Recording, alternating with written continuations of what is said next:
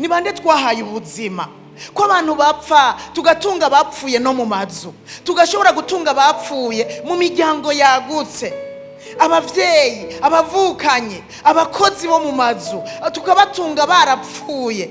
Mugabo twebwe twarahawe ubuzima nidushobore kubaha ubuzima, kandi turabizi neza ubu bugingo twakiriye bwitwa ubugingo budashira, twiteguriye kuzobaha ibihe bidashira. Naho twopfe ejo canke hirya y'ejo, nituzoba dupfuye tuzoba dusinziriye turuhutse ubutame bwacu, hanyuma tuzobanaho na Kristo. Haleluya! Ko yasize dusezeraniye ko azoza kutujana ngo ahari tuhabane nawe. Erega azoza, Yesu ntabesha.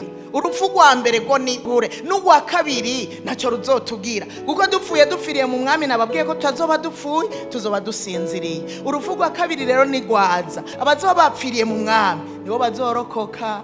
Muraza kubisoma mu Vyahishuriwe Yohana mu gice cya 20, harabivuga neza ibijanye n'ivy'urupfu rwa kabiri. Rero guha ubuzima abantu no kubahungisha urupfu rwa kabiri, kuko urupfu rwa mbere twese tuzorupfa. Uri twebwe dufise ubugingo budashira tuzopfa, ariko kizodutandukanya cyane cyane ni wa munsi w'urupfu rwa kabiri. Usomye hariya mu Vyahishuriwe Yohana haravuga yuko abahambaye n'aboroshe bose ngo bazoca imbere y'iyo ntebe. Nukuvuga abatapfuye bapfiriye mu mwami, abapfuye badafise ubugingo budashira muri bo bazoteregwa mu kiyaga cyaka umuriro, niko Bibiliya ivuga. Hanyuma bapfuye bapfiriye mu mwami bafise ubugingo budashira, hanyuma bahembegwe ibikorwa bakoze. Rero gukwiragiza ubuzima nico kintu cy'igitangaza uzokora hano. Igitangaza si ukudandaza ukunguka, hanyuma wajya mu bantu ukabona ati aba bantu bose burya naho bwira atabutamba ngaha agenda busumbya amahera.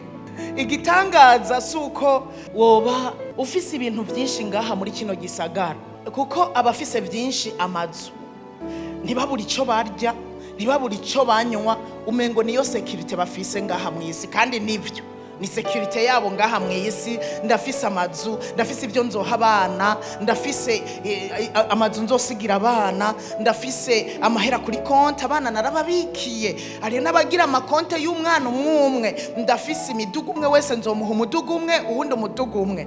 Ego nagira ndabubwire ngo icyo si cyo gitangaza. Abanje ndashobora kuzobasiga tanzu ndabahaye, mugabo nkaba ndabasize bamerewe neza kubera nabahaye ubugingo budashira.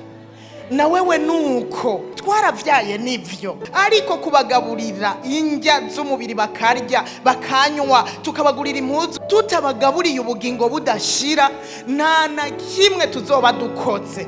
Umugore w'igitangaza n'umugore amenya ngo ndafise devoir yo gukwiragiza ubugingo budashira.